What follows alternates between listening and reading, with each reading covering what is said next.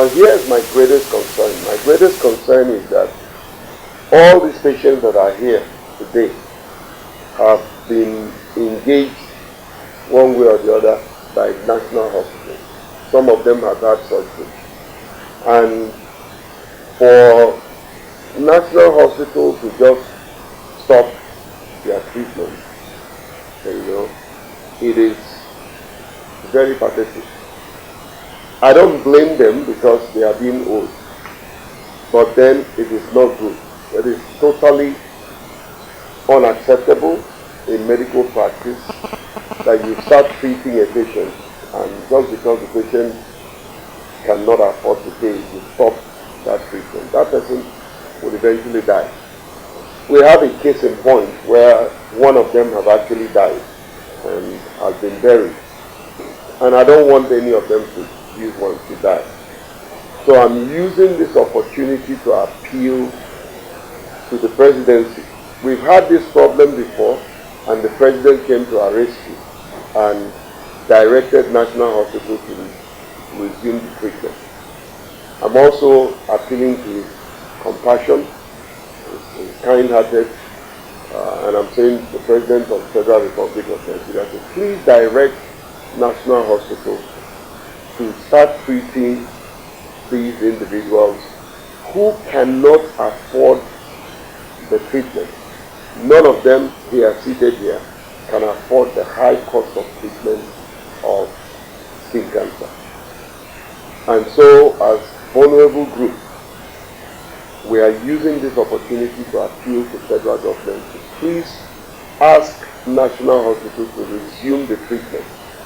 And to the Federal Ministry of Finance, please make some payment, no matter how little, to national hospitals so that they can continue the treatment and sustain the treatment.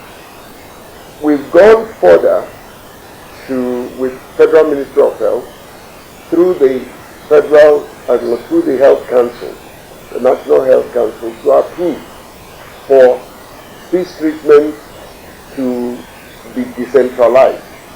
In other words, and I'm sure some of you came from very far to get this treatment. It shouldn't be so. Ministry of Health had approved for this treatment to be decentralized, at least the 6 geopolitical zones. That have not been done.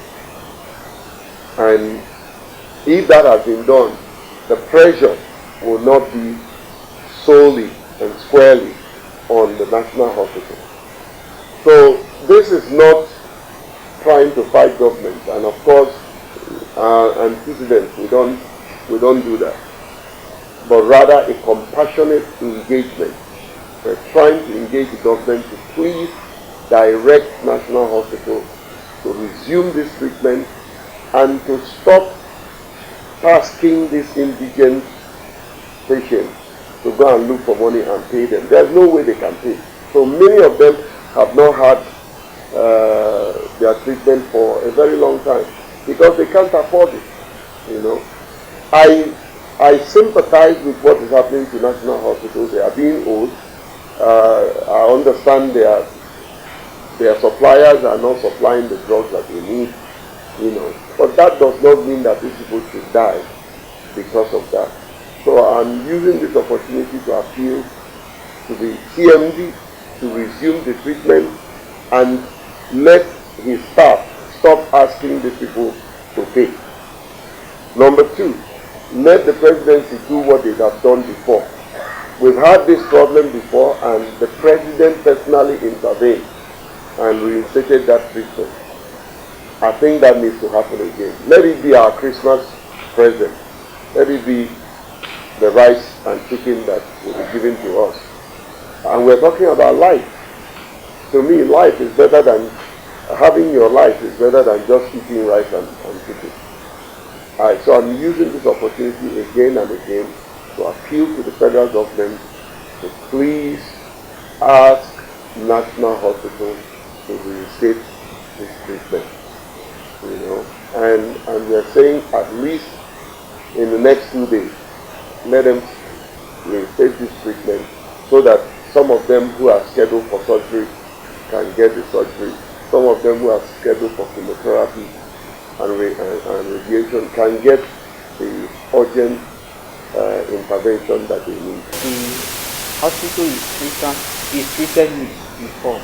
Now, later now they can't say the Albino Foundation hold their money, so they can't do more treatment again.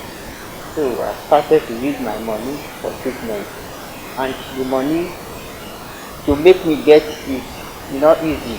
I've been suffered before we get the money. So the time when I go do the radiotherapy, that time is I go back then. Say I want my doctor refer me to radiotherapy.